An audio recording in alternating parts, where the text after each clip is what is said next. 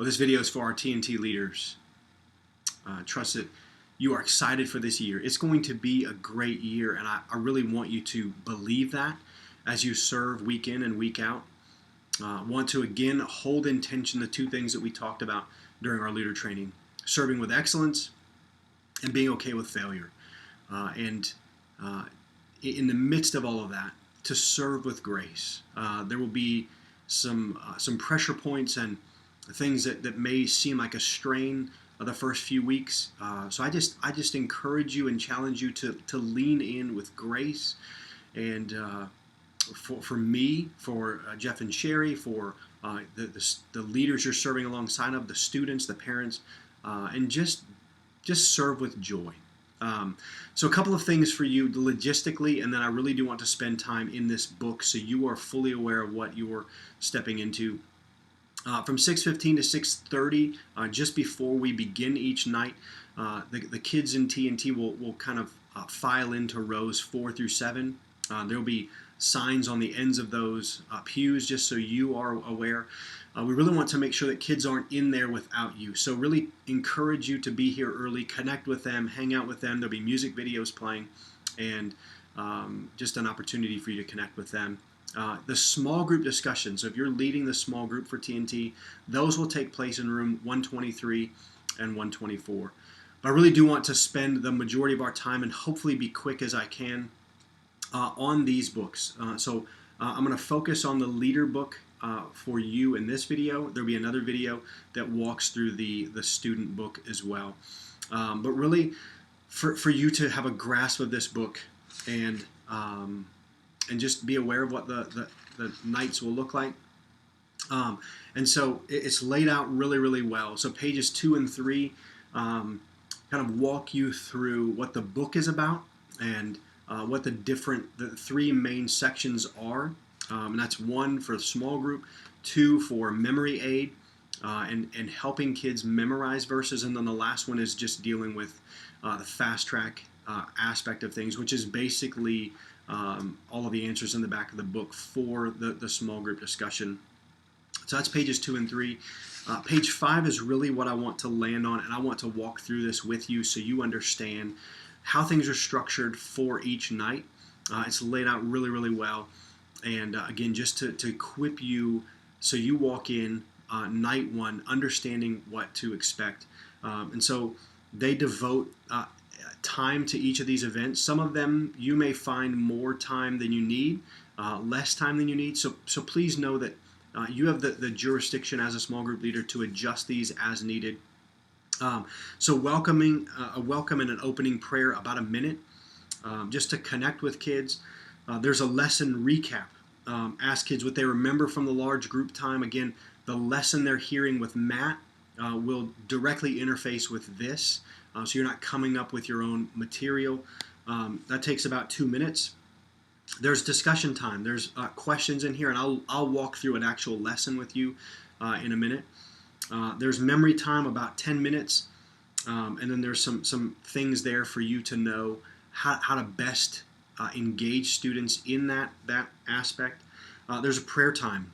They kind of devote about 7 minutes to that. One of the things that I would say with that is don't minimize this. Don't bypass this. Don't underestimate this. This is a great way, one of the key ways that you will shepherd kids this year in your small group. And you can write down verses ahead of time to pray through kids with. There's a spot for you to write down prayer requests for kids. So when Johnny says, my mom is sick and not doing well, let's pray for her. You can go back to that weeks later and say, Johnny, how's your mom doing? A couple weeks ago we prayed for her. Begin to show them how God works in their lives through prayer. It's a great way for our Christian kids to begin to grasp the bigness of God, God's faithfulness to us through prayer. But one of the other things that we'll do is model for our non-Christian kids who God even is and what prayer is and some of those kinds of things. There's some other kind of notes here about what happens if this is different. There are some lessons in here that will be different. I'll address those at the end as well. But I just want to kind of land on for just a couple minutes, lesson 3.4. And I picked this just because of the color. It helps with setting some things apart. So everything that's in this book is mirrored in the student's book. And so you don't have to wonder what's printed there versus what's printed here. So here's some things here for you to understand before T&T. So before you get to your small group that night, some things that are important for you to do. So review it, read the lesson summary, just different memory activities of part 2. Just again, ways for you to understand your own small group, your own kids, and how to best engage them. Much of this and the lesson content itself, you can walk through if you'd like during the game time. So T&T will have their game time before the large group lesson. And so it's a great way for you to have about a 25-minute period while your kids are running and playing and active to walk through some of this. So we really want you to shepherd your kids. And I realize that for some of you, you have tons of time throughout the week to prepare and be, walking through this. And some of you, life is busy and you want to serve and you want to just show up and grab it and go. And so we want to be sure that for those of you that's the case, that you are well equipped and well served so that you can step in and shepherd these kids every week. So there's a lesson summary. Again, just recapping what the large group lesson was about. Some key points for you of what the lesson was about, things to emphasize, things to focus on. And then for your small group time itself, there's an opening and suggested format, how you can walk through that. Again, this mirrors what we just looked at in the opening pages of the book. Discussion time. So this, I really want to land on this for a minute because this is important that you are doing these events and these activities with your kids. So all of the highlighted areas like this one here are for kids to fill out during small group time. And you may have kids that show up with those things filled in already, and that's okay. The way that this new curriculum is designed is that kids can jump around all over the book, throughout the book, and so they may show up with many of these things filled out. That's okay. I say that to say don't be discouraged. If all of your kids show up with all these things filled out, that means they're doing it at home, they're working ahead. But every one of these answers in here is individual to the kids. So when you see that they all have them done, it's a great way for you to engage them, walk through some of the deeper aspects of the lesson. Don't see it as this is already done, what do we do now? So take advantage of those. So if it asks the kids to draw a picture, you draw a picture. If it asks the kids to write out a thought about something, you do that as well. And it will begin to model for them what the adult Christian life looks like. It will also gauge time for you. Sometimes we say, hey, draw a picture. We give them 5 minutes. They're done in 38 seconds. And it will help you gauge time in your own small group with those kids. A couple things about this. There are red, yellow, green, and blue little icons throughout this. The red and blue primarily in this one, the yellow and green in the kids' book. But so if you see the red heart, that's the verse that you'll be memorizing as a group. And you can see it there. One of the things I love about this new curriculum and Awana as a whole is definitions. Sometimes we, on the spot, say, hey, do you know what grace means? And in a spur of the moment, we try to come up with a definition that may add to the definition or subtract from the definition and what really is there. So it does a great job of unpacking keywords for you so you don't have to feel like you've got to do that on the spot. Again, here's the spot for prayer time. This is designed for the end of the lesson, but again, don't minimize this or bypass this with your kids. This will be a key way of shepherding them week to week over the course of the next 8 or 9 months. Start here. So this is an aspect of the lesson that you will work through the lesson with the kids. So this one just says, and this again will show you on their book where this is located. This is all the same. So write about or draw something you hope you will get someday. So take a moment, jot that down, draw it, share that with the kids.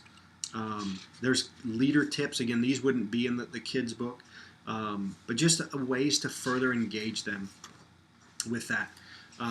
So the blue is digging deeper, exploring what is this lesson really about? How does this apply to my life? Really relevant questions for them, questions that engage them. But again, it'll say read 1 Corinthians 15:17. What does this mean? And so they have a spot to fill that out. So just so you know, all of these areas are required for them to finish the section and move on and advance for the throughout the book. And so make sure that all of those sections are being filled out by the student. One of the things to remember about this as well is there are 32 lessons in this book. We have 29 weeks, minus any that we take off for snow or weather or those kinds of things. So this is designed for kids. If kids really want to finish the book, make sure that you're encouraging them to work ahead, work at home. Because of the way this is designed, any 4 sections that they complete, they advance. They get an award for that. And it doesn't have to be in order. Some of that will be the first 2 weeks we will spend doing the start zone, talking about the Bible, talking about the gospel. The lesson books for those are laid out exactly the same as this book is. And so no hesitation there. So as soon as they finish that, they get 2 check marks done. Any 2 other lessons, sections that they complete in here, they will advance for that. But please know that all of those sections have to be completed by them.